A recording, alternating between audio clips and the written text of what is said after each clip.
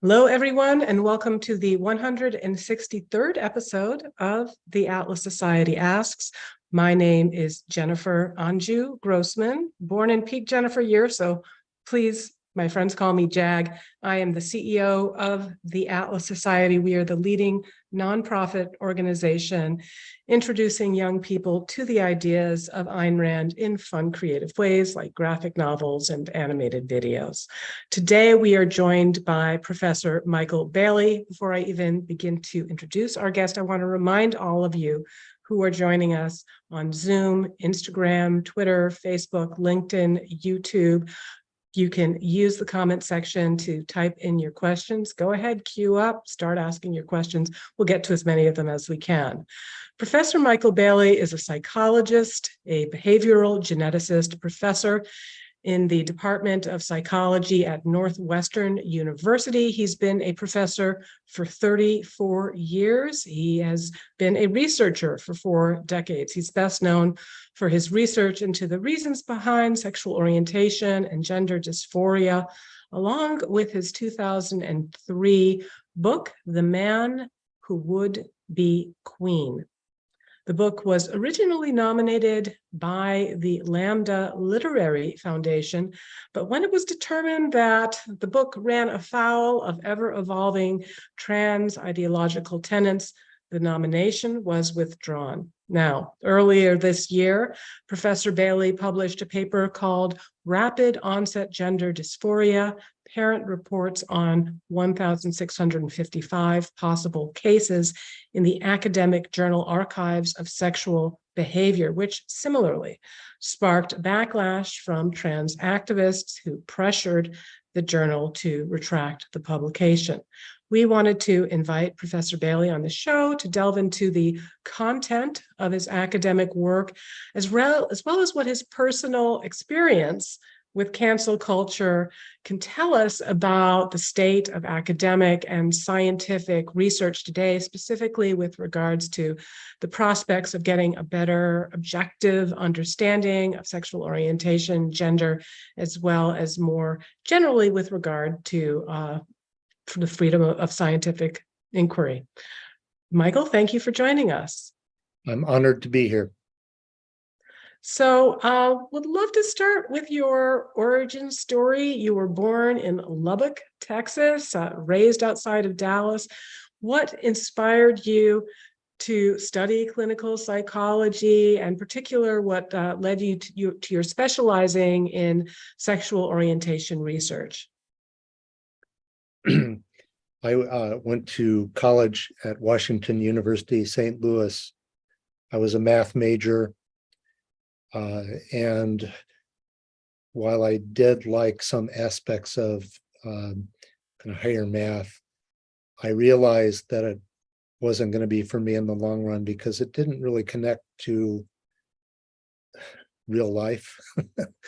And in college, I was taking a history class on Freud, the history of Freudian thought, taught by Gerald Eisenberg, who was a fantastic teacher.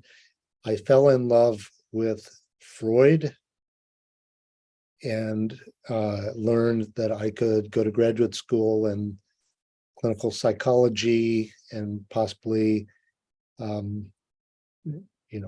pursue that. I went to graduate school at University of Texas at Austin and promptly lost all of my affection for Freud, who was a terrible scientist. Not a great person either, but I was more concerned about his science. And instead, I became impressed by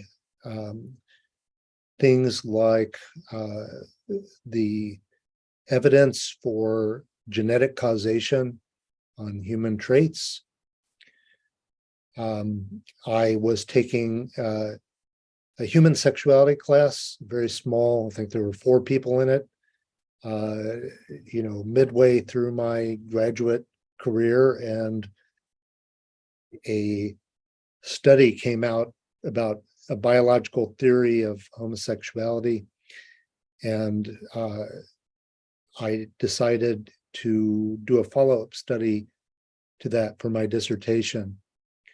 I very much enjoyed the experience, which was edgy back then. I don't think people today realize how stigmatized homosexuality was back in the mid 1980s. This was Austin, Texas, which, has always had a liberal, progressive streak, but it's also had a very conservative streak as well.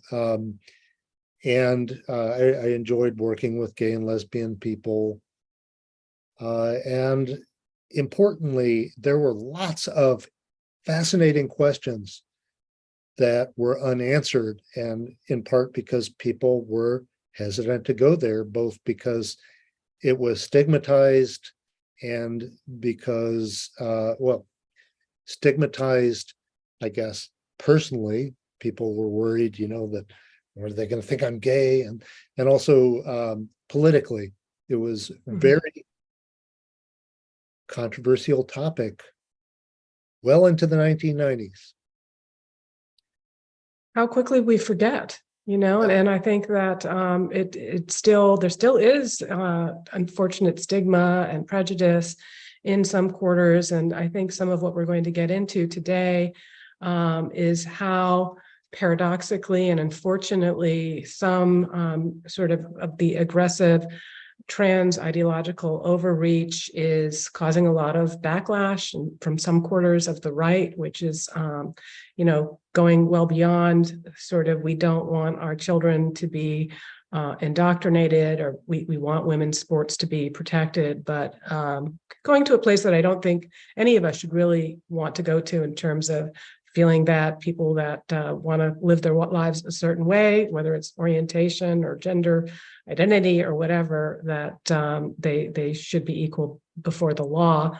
But I do feel that it's starting to bleed in a regressive way that is starting to feel a little bit reminiscent of the earlier 80s or 70s or 60s. So before delving into your book, The Man Who Would Be Queen, let's talk a bit about, again, just the course of your career, some of the earlier research that you did, including a series of studies on twins that you co-authored. If I understand correctly, you were looking into research on whether sexual orientation was more of a matter of nature or nurture. What did you find in those early studies? How have those findings held up as your research continued to progress throughout the decades?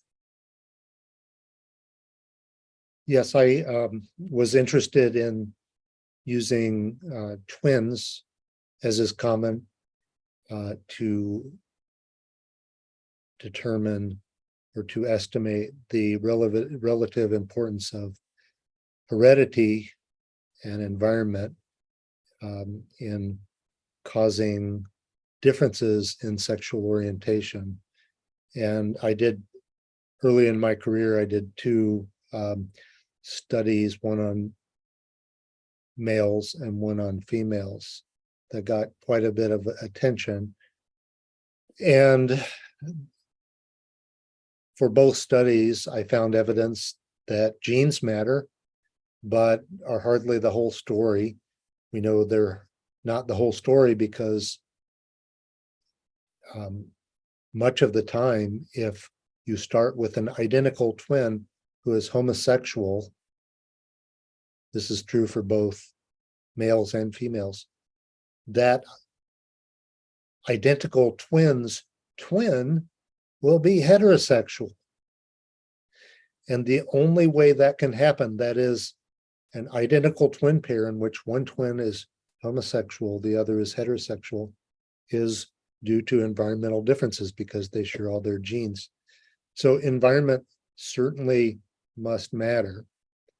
The question is, and still is, what kind of environment makes a difference? And one thing that we have become more and more aware of is that environment isn't what most people think of it as. It's not, what your parents read to you or your parents' child rearing philosophy. the most powerful environment is the environment that varies within a family, that makes children of the same family different from each other. This includes both social environmental factors such as peer groups that can differ between twins, but it also includes biological factors that happen before birth. These are poorly understood, but I think that they are likely the most powerful cause of twin differences related to sexual orientation, particularly among males. Interesting. So I also want to be able to get to the most recent controversy, which you read a really fascinating, you wrote a fascinating response to in Barry Weiss's Free Press. But first, let's go back to 2003, when you wrote and published The Man Who Would Be Queen.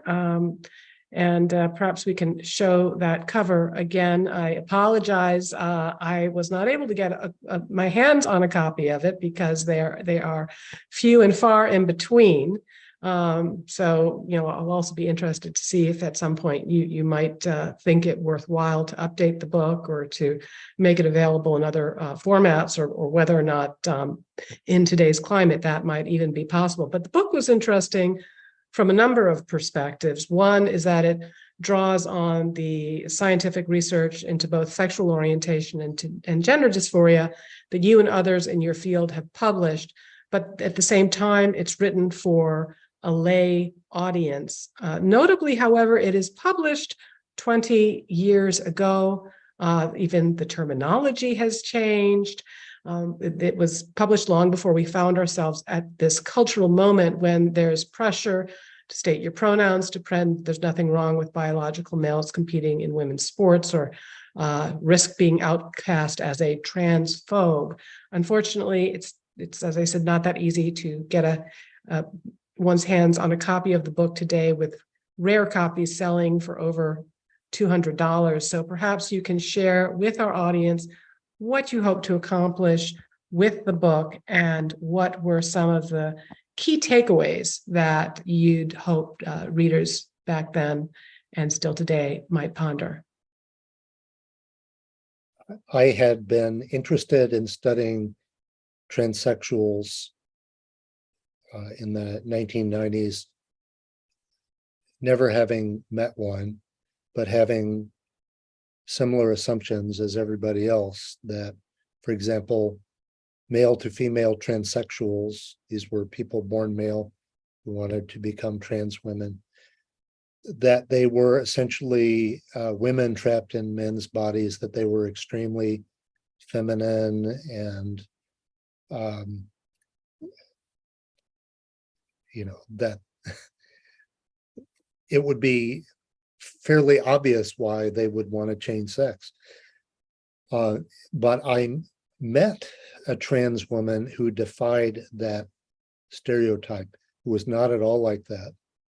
She was clearly, and when I say she had been born male, had obtained sex reassignment surgery, and she was clearly sexually motivated. I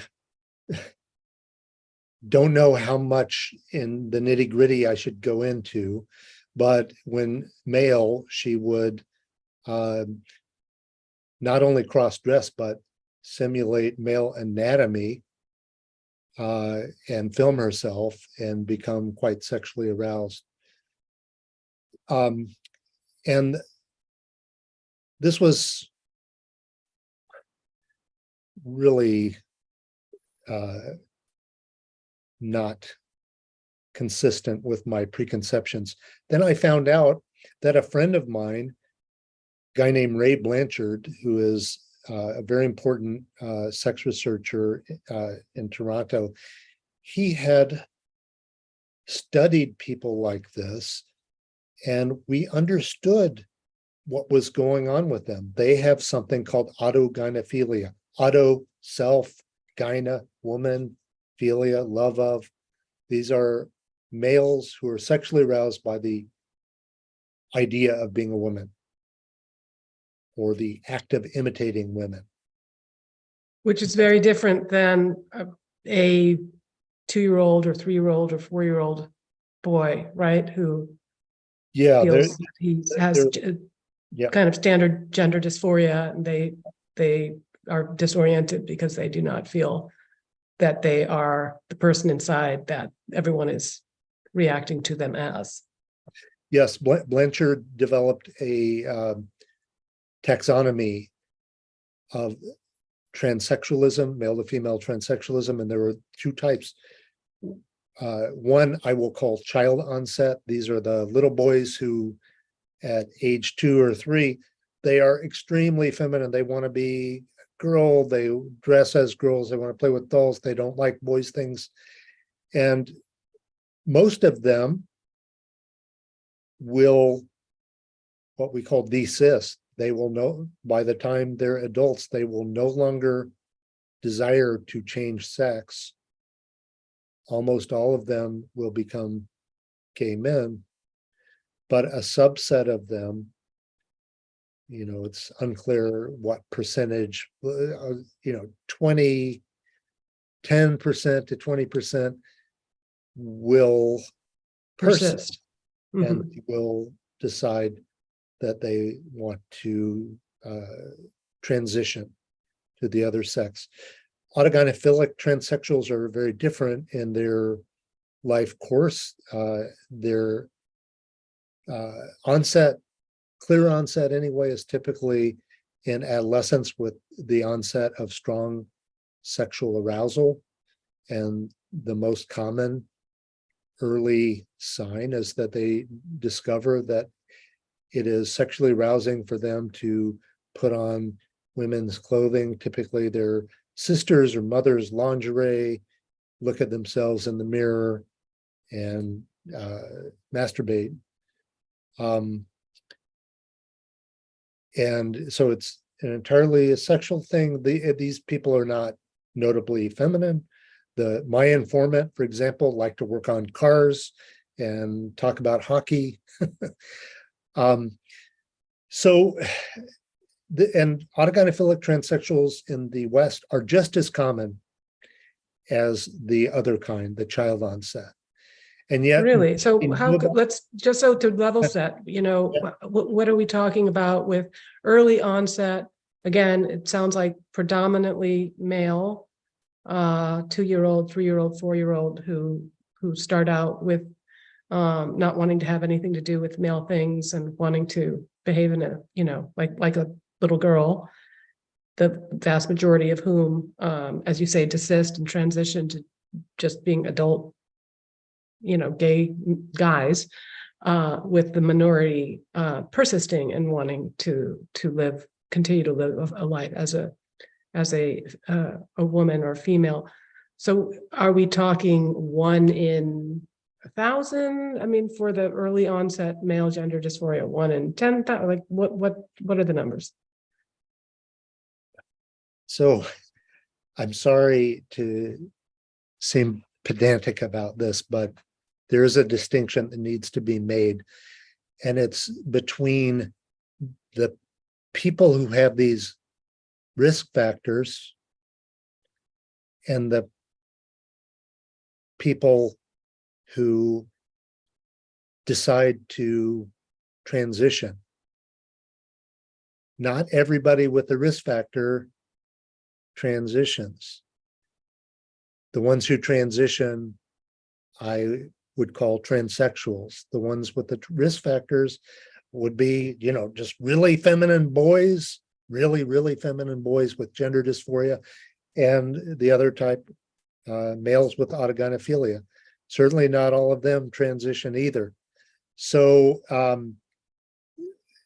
how common are the youth with these risk factors? It's very hard to say. I would guess less than 1% each type. Now, how common are the transitioners? Back when I first started studying this, it was very rare. About 1 in 20,000 males was estimated to be transsexual in the sense of getting sex reassignment surgery. It seems like that has changed and it's becoming more common. People with these risk factors are going further. So let's talk a little bit about the controversy that what was the controversial aspect of that first book, and was it a question of early controversy, or that it happened when it got the Lambda Literary Foundation Award? Yeah, so I was aware that some people would find the book controversial because I had made public, I'd put it on my website, the portion of my book about transsexuals. The book was divided into 3 parts. First was about little boys who want to be girls. The middle was about gay men and the ways that they're feminine and the ways that they're masculine.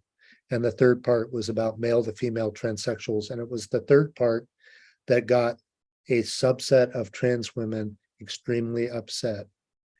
And their fury at me was caused by my writing about autogynephilia and endorsing that theory. I believe that these trans women who came after me were themselves autogynephilic transsexuals in denial. And they were in denial and hated autogynephilia theory for 2 related reasons. First, they believed, probably correctly, that it's not good PR, that many people would judge them less well if they thought that they had this weird sexual thing than if they thought that they were women trapped in men's bodies. The second, and I think probably more powerful motivation for their hatred is that autogynephilic gender dysphoria is associated with a very strong wish to be a woman, to be feminine, to be like women, and not to be a male with this weird sexual thing. And the theory says that they are males with this weird sexual thing. And I think that they experienced it as a narcissistic injury. Now, before we go into the next question, I do want to make clear that I received at least as much correspondence by autogynephilic individuals thanking me for finally helping them understand themselves, as I received hostile correspondence from people calling me names. On Twitter now, I have many autogynephilic followers, mainly young, who identify as autogynephilic, accept that they are autogynephilic, are really wanting to know what the science tells us, and so on. Well, you had one statement in response to the controversy, which I really think has stood the test of time, and that is, quote, "True acceptance of the transgendered requires that we truly understand who they are." Right? Yes, I would. I believe that was true. It still is true. All right. Moving on to your more recent work, could you start by defining for us rapid onset gender dysphoria and contrast it with the kind of gender dysphoria that you described that you had been studying previously, that was primarily a male, very, very young phenomenon? Yes. Before I do, and this is related, I just will say that the child onset cases, or the type, also also occurs in natal females, girls. That was known, and until recently, that was the only type known that happened in natal females. That has changed, and it has changed very recently, about the past 15 years, and we've really only been aware of it in the past 10. During that time, natal females who never as children seemed to have any problem with their birth sex, many of whom were quite feminine into adolescence. They had boyfriends, they liked wearing dresses and so on. These girls were suddenly announcing to their parents that they were trans. And many of them had peers who were also announcing to their parents that they were trans. It appears that this is a socially contagious phenomenon, peer-to-peer mainly. It also is related to widespread beliefs that anybody might be trans and not be aware of it and that suppression of one's transgender nature leads to all kinds of problems. And that's another thing I haven't yet mentioned. The girls with rapid onset gender dysphoria, ROGD, they tend to have problems, emotional problems. So for example, in our study that we'll probably talk about some, parents said that these girls had a high rate of emotional problems that preceded any kind of concerns with gender by 4 years on average. That's a long time. Yeah, so let's talk about your paper, what you found, the 1,655 parents. Was this a survey-based paper, interview? How long did it take? What was involved? A woman named Susanna Diaz invited me to a small conference in, I think it was 2017. And there were journalists and some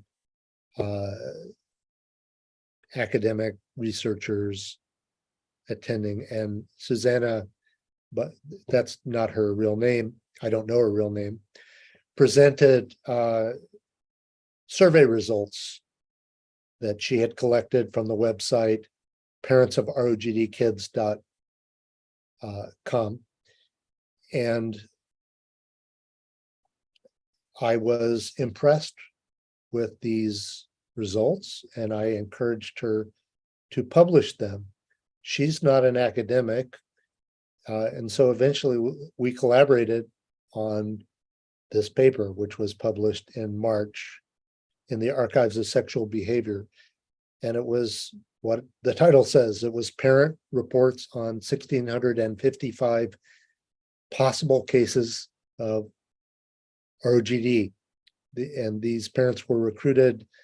They would come to the website, they would see an invitation to take the survey. If you think your child has this problem, which is rapid onset gender dysphoria, she described it as I've described it to you, please consider taking this survey. And so parents provided data about their children and about the development of the ROGD and what it was like for the family, and so on. And I analyzed and wrote up, mainly with Susanna's help. She definitely helped write it as well, the article, and we submitted it to the Archives of Sexual Behavior, who quite thoroughly reviewed it. Many pages of criticisms that we dealt with by modifying the paper. It was very thoroughly reviewed, and it was published, and immediately it was attacked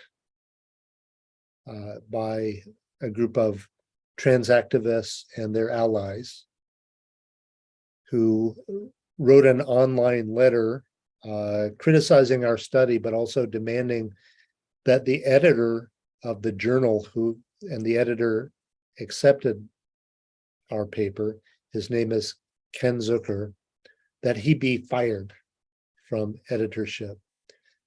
Now, Zucker has been controversial among trans activists because he believes that children who are gender dysphoric, that we should try to treat them for their gender dysphoria and try to reduce it before taking steps to medically transition them. He is also a superb editor in the sense that he wants controversial topics to be aired in the journal, both sides, not just one side. I counted 10 different pieces that he has accepted that were directly critical of articles that I had published. So I have sometimes benefited by critiquing other people, but I've sometimes been a target of criticism. That's the way science should work. But these activists don't want discussion. They want silence about ROGD. And I can tell you why, but I'll pause and see if you have a question. Well, I would like to get into that. So just for a bit of clarification on the study, was it mainly, so when you say children, was it of all girls, or what was the percentage if it wasn't, if it was male and female? Let me just summarize quickly some of our main findings. Mm-hmm. First, we restricted the responses to parents who had whose children had come out as transgender between the ages of, I think it was 11 and 21. These youth who parents were reporting on were 75% natal female, 25% natal male. And we think possibly a lot of the natal males were not ROGD, but autogynephilic. I can tell you why, but let me proceed with the ROGD. Parents said that these youth had a high rate of emotional problems. About half of them had a formal diagnosis, mainly anxiety or depression. These problems preceded the gender dysphoria, as I said, by about 4 years on average. And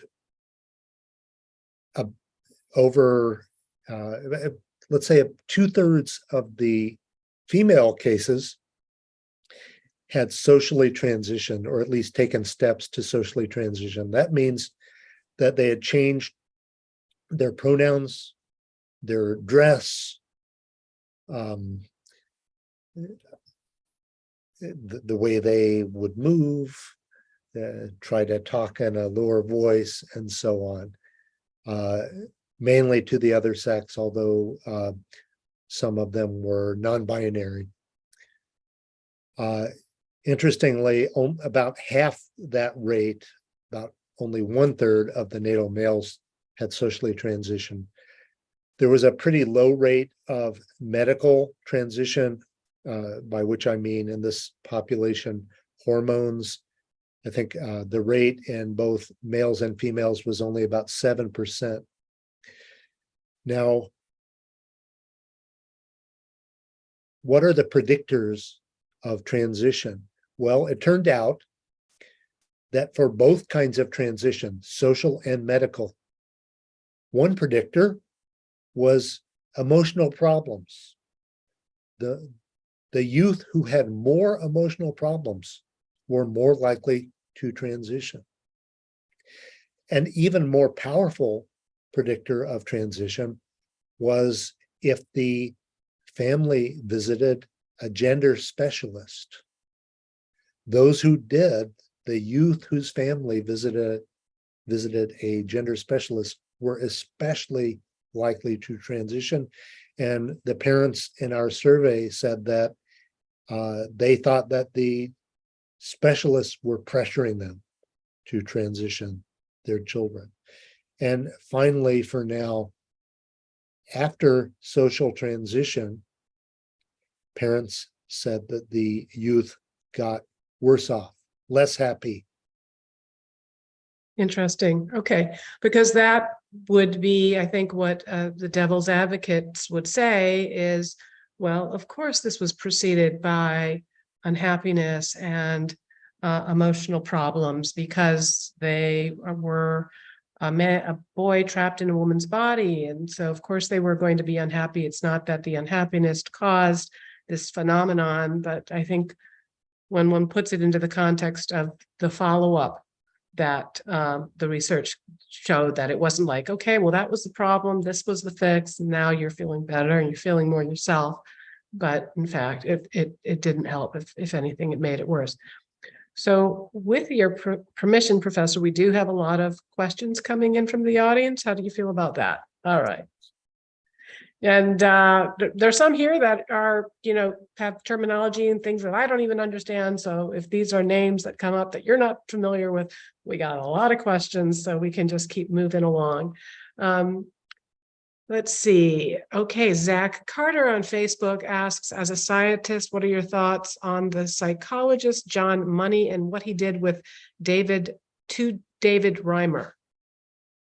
I don't know anything about that. Yeah, but so David Reimer is a famous case. He was an identical twin boy, and doctors inadvertently destroyed his penis in a minor operation. And in consultation with John Money, who's a famous psychologist, the parents decided to raise David Reimer as a girl. And that case ended badly in that sense because David Reimer was a very unhappy girl. And when the parents finally told David Reimer, what the truth was, he immediately switched back to being male. Tragically, Reimer eventually killed himself. But before concluding, as many people do, that it had anything to do with John Money, you should know that his identical twin, who didn't experience this at all, had already killed himself. And suicide is highly influenced by genetic factors. So I don't know. Nobody knows. It was a tragic story, regardless of that. And there's some stories coming out that whose veracity I doubt, that John Money sometimes made the twins undress in front of each other and simulate sex play. I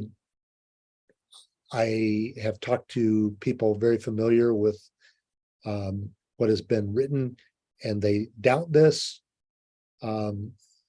I think on the right, especially, there's been a tendency to demonize John Money. I think he probably made a mistake in this case, but it was a difficult case. All right. We have another question here. Facebook, Candice Morena asks, is there any hope you see on the horizon for a civil discussion on these subjects of in the greater academic field, or is it too politicized and charged today? That's a good question that I certainly wonder about too. I am collaborating with experts who, some of whom are past or present academics, and we will force the issue because we will be collecting good data on this. And if, as we expect, ROGD appears to be well supported empirically, then it just can't be suppressed any longer. Academia is currently problematic in all kinds of ways about all kinds of controversial areas. This is trans stuff is only one of them. And as an academic who, I had a very happy career in academia until fairly recently, when academia has just gone berserk. I'm very hopeful that we can go back, but I can't promise, and I'm worried. On Facebook, George Axelopoulos asks, it seems like detransitioners are rarely talked about in the media, and activists look at them negatively. Is there any research, statistical data that shows the actual number of detransitioners? It's very difficult to estimate the number of detransitioners.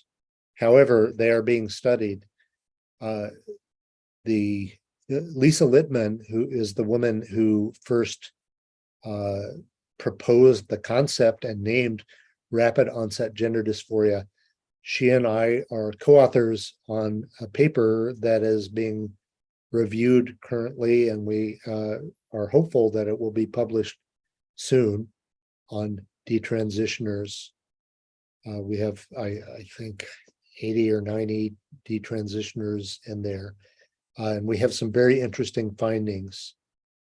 Can you share any of them with us before publication, or is it embargoed?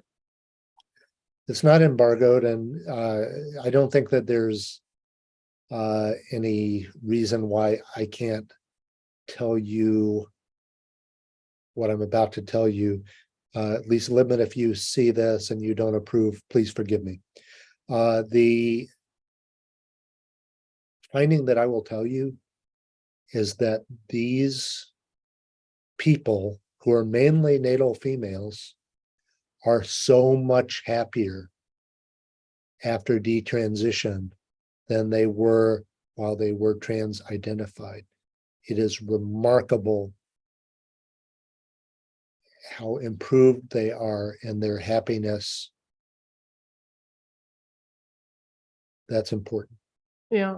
Well, I think just to kind of put this into context, you and I were talking a little bit before we went live, and you were saying that one of the reasons you became interested in this field in the first place, particularly with regards to the etiology behind homosexuality, was wanting people to live happy lives, right? Wanting individuals to be themselves, to live happy lives, and to not get kind of ensnared in a current sort of fad, whether it be gender specialists that encourage them or send them off in a certain way that, it seems to be you're finding that if in fact this is someone who is a natal male who is gay and, or very feminine and finding their way, has a much higher chance, a lot of the time, maybe not all the time, but in many cases, of finding happiness, finding that partner, living a normal life without the medical intervention. So I think that's a good context to put it in. Is we're not trying to say that we want people to conform to, this standard or that standard, but really trying to get the research and understanding and the findings, so that we know better and are better able to inform people, and clear a path for them to go their own way. So this was an interesting question. It's kind of a step back question, a little broadening our scope here, which is asking Professor Bailey, do the gender studies programs of today share anything in common with the academic psychology studies from your youth? You studied in your day. So I believe that gender studies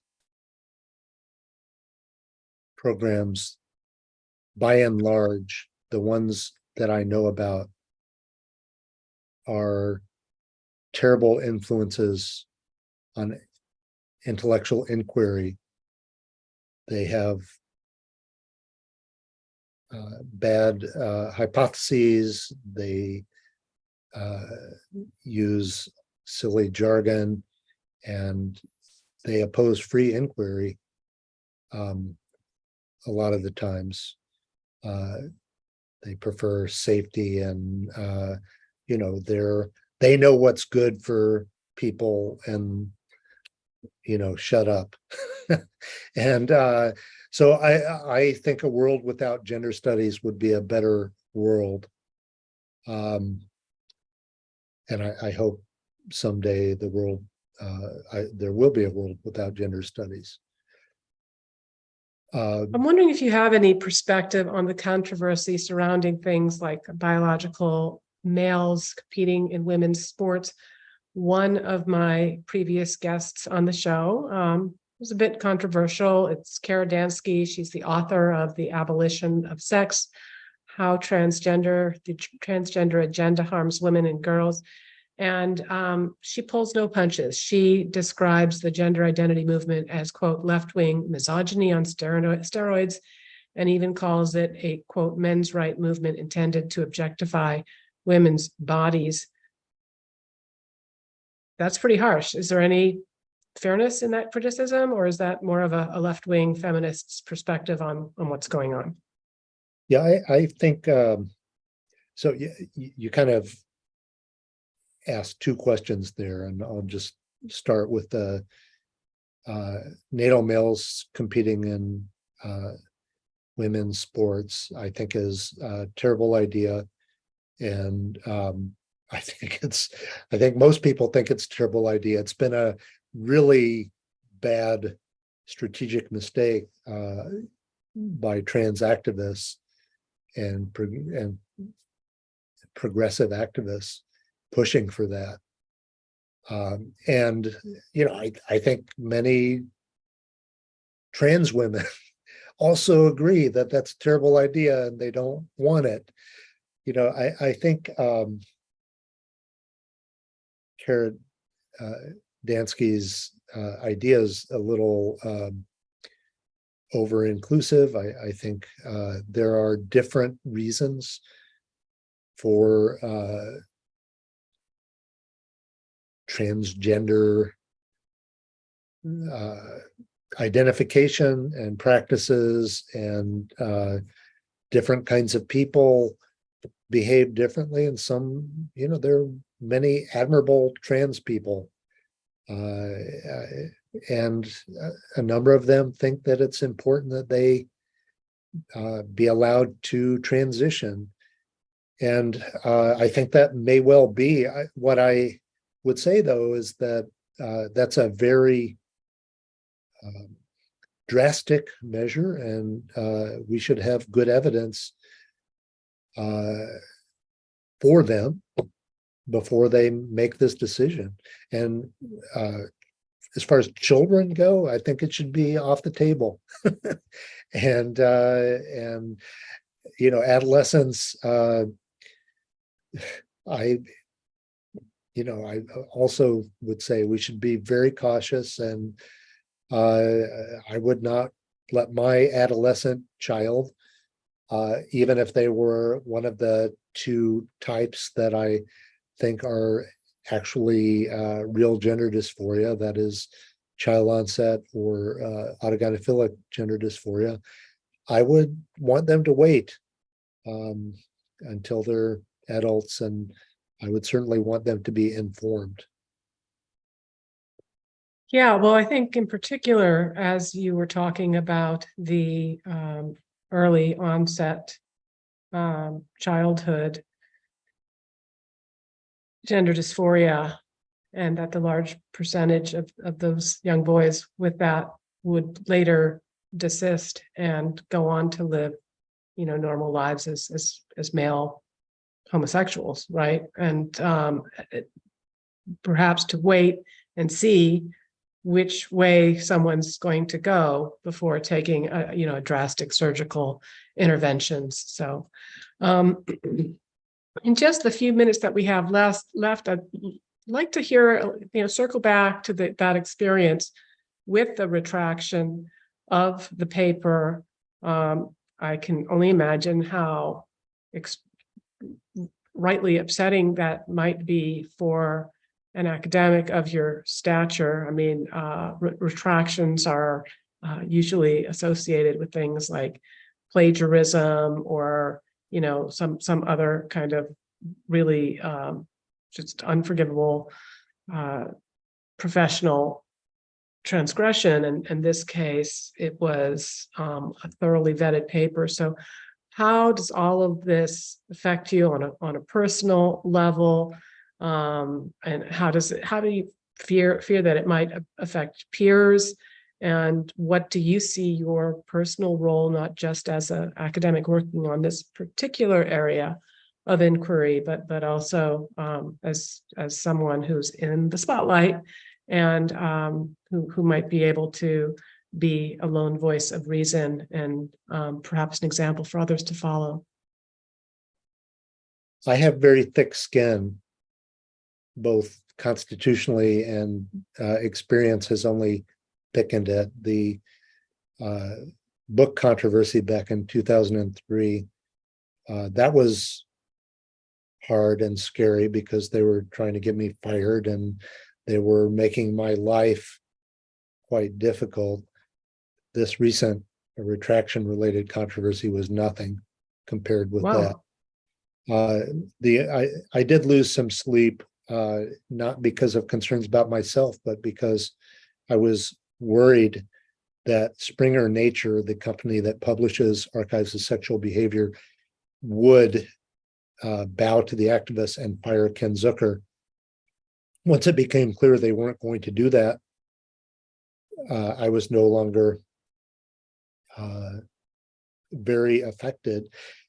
The subsequent publicity has been tremendous. It has raised awareness. The Streisand effect. Yes, both about rapid onset gender dysphoria and the links to which activists will go to suppress it. To give you an idea, our article, this is an academic journal article. It was published open access, so anybody can go to the website and download it. It has been So it's still there. So when they retract it, you can still find it. How does that work? But now they have defaced it by putting the words retracted article on every single page. I think it's mostly still readable, but anybody who wants an original copy, I'm happy to provide. But the article has been viewed, I think I checked this morning, 136,000 times, which is quite remarkable for an academic article. So the publisher keeps metrics. Our article is ranked, as of this morning, 36 out of over 400,000 articles published around the same time in terms of online attention, including news articles and so on. We've had welcome attention from people potentially interested in helping fund we have a big study in the works that, gosh, we have 5 minutes left. I hope I can get a minute just to tell you about it. Please go ahead. Yeah, so Lisa Lippman, who was the one who first studied rapid onset gender dysphoria, Ken Zucker, who is a legendary scientist studying gender dysphoria in children and adolescents, and I are the primary investigators on a soon-to-launch study that will consist of surveys of both parents and gender dysphoric youth. We want to survey both, not just the parents, but the youth as well, and follow them up over at least 5 years, probably more, to see what predicts various outcomes, what predicts who's going to transition versus desist, what predicts who's going to be happy. I suggest with their transition or with assistance. Yeah. Mm-hmm. I told you before that I think a lot of the natal males are motivated by autogynephilia. Well, we'll collect the necessary data to see if that's true. This is going to be a very important study. We have said that we expect to enroll 5,000 participants to follow up over time, and I don't think we're going to have trouble getting that many people. So, but it's going to take a lot of work. If there are parents that want their kids to be enrolled, or how can people when we get start involved? this, we will publicize it widely, and parents will have that opportunity. And I hope that any parents with so this is going to be restricted to parents whose gender dysphoric child became gender dysphoric between, I think, the ages of 11 and 21 inclusive. So that's the rapid onset demographic. So I hope parents, first of all, any parents in that situation, I am sorry you're in that situation, but I do hope they will participate in our study once it starts. I think early fall is the best guess of when it will start. All right. And until then, is the best place to follow you on Twitter or? Follow me on Twitter. Anybody who has a particular request of me or something they want to tell me, you can email me at JM, as in John Michael hyphen Bailey, Bailey at northwestern.edu. That's my work address. And we also have a research institute that Lisa Lippman has started. It's icgdr.org. Great. All right. And if perhaps we can just quickly put that in the chat as well as we are wrapping up here. So thank you, Professor. Really appreciate it. Thanks for all you've done and all you're going to continue to do in the years and the decades ahead as we navigate these waters and hopefully get to a more objective, a less sort of heated and a less kind of politicized situation, so that we can really look at things as they are and help create a context in which parents and children can can be cautious, can be prudent, and can find really the best path forward for them. I want to thank everyone else who joined us. Thanks for all of the great questions that you asked today. As always, folks, out there on Facebook, Twitter, LinkedIn, YouTube, Instagram, if you like the content from the Atlas Society, if you like the work we do, interviews like this, it takes a lot to put it together behind the scenes. So please consider making a tax-deductible donation to support our work. All first-time donations of any size will be matched by our board of trustees.